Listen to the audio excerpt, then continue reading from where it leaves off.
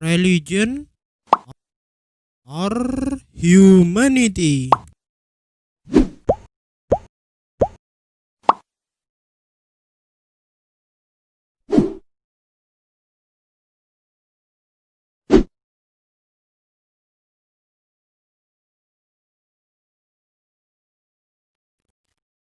Assalamualaikum sahabat. Banyaknya kezoliman menggiring admin untuk wait. Apa itu zolim? Zalim itu secara ringkas, zalim itu bermaksiat. Maksiat, menempatkan sesuatu bukan pada tempatnya.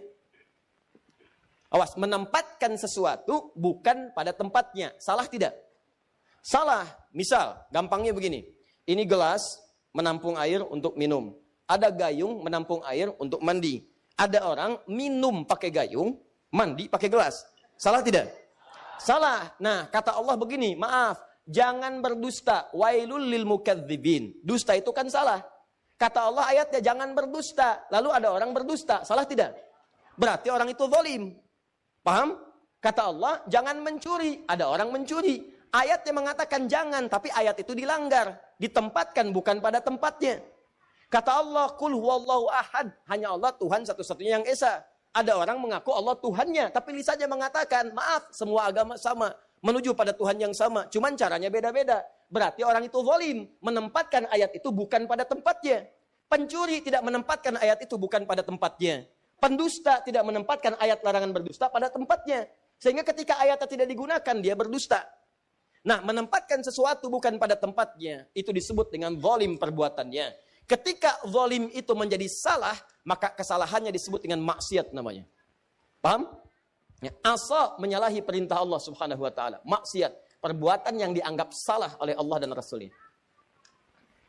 Jadi kalau kita ingin terjemahkan secara singkat, zalim itu secara singkat perbuatan maksiat yang dilarang oleh syariat. Kalau sudah maksiat berarti melahirkan dosa, begitu rumusnya. Zolim bisa diartikan menempatkan sesuatu tidak pada tempatnya. Banyaknya kezaliman, kemungkaran, serta kesyirikan yang semakin mewabah ini menggiring admin untuk membuat channel YouTube untuk menyebarkan keindahan Islam. Juga semoga orang yang masih menutup dan tertutup akan Islam bisa memandang Islam dengan indah dan Allah berikan hidayah secepatnya. Amin. Saya tidak berperan sebagai orang suci atau bagaimana. Kita semua bukan nabi yang memiliki sifat maksum. Maksum bisa diartikan terjaga dari dosa, yang berarti nabi dijaga oleh Allah dari perbuatan dosa. Lain halnya kita sama-sama manusia yang tak terlepas dari dosa. Namun mari kita munculkan rasa sangat ingin menghambakan diri di hadapan Allah. Nah, jadi sekarang kan kita bisa mengakses informasi dengan cepat. Banyak aplikasi-aplikasi yang bisa kita akses dengan mudah dan bebas.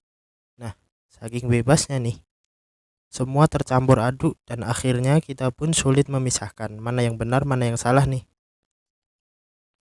Mana fakta, mana yang hoax. Juga kebenaran yang hak, yaitu kebenaran dari Allah Subhanahu wa taala, Sang Pencipta alam. Atau kebenaran dari manusia yang hanya untuk kepentingan nafsu, baik itu dinarasikan atau karena ketidaktahuan kebenaran akibat bisikan syaitan. Dan karena kebebasan akses tersebut, dampaknya muncul generasi di negeri kita ini yang terpengaruh oleh barat, yang notabene tidak peduli dengan nilai-nilai agama atau tidak beragama. Globalisasi, bos.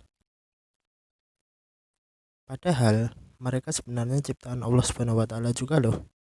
Allah telah menutup hati orang seperti itu. Jadi mereka tidak ingin tahu menahu tentang nilai-nilai agama. Ya, kita doakan saja Allah berikan hidayah untuk orang yang masih belum bisa menerima Islam. Kan? Jadi saya mencoba ambil bagian menyebarkan keislaman melalui YouTube nih. Juga jangan hanya berhenti di sosial media. Namun sebisa mungkin mari kita terapkan nilai-nilai Islam dan keislaman di masyarakat. Semoga dengan itu Indonesia akan menjadi negara adidaya atas izin Allah, bersamaan dengan budaya yang sangat beragam di Indonesia, serta menjadi negara dengan warga negara yang memiliki akhlak mulia. Ingat, pahala itu bukan hanya terletak pada ketaatan. Ingat ya, saya ulangi. Pahala bukan hanya terletak ketika Anda mengerjakan ketaatan. Sholat dapat pahala, infak dapat pahala. Bukan hanya itu, Anda meninggalkan maksiat pun dapat pahala. Teman-teman di kantor nih, lagi di kantor, lagi kerja. Ada yang ngajak Anda korupsi, disogok Anda menolak. Bukan cuma menolak, Anda dapat pahala saat itu. Ketika Anda diajak curang, ada tender, Anda diminta curang, Anda menolak. Begitu Anda menolak, Anda dapat pahala. Jangan dikira Anda menghindari maksiat saja, tidak.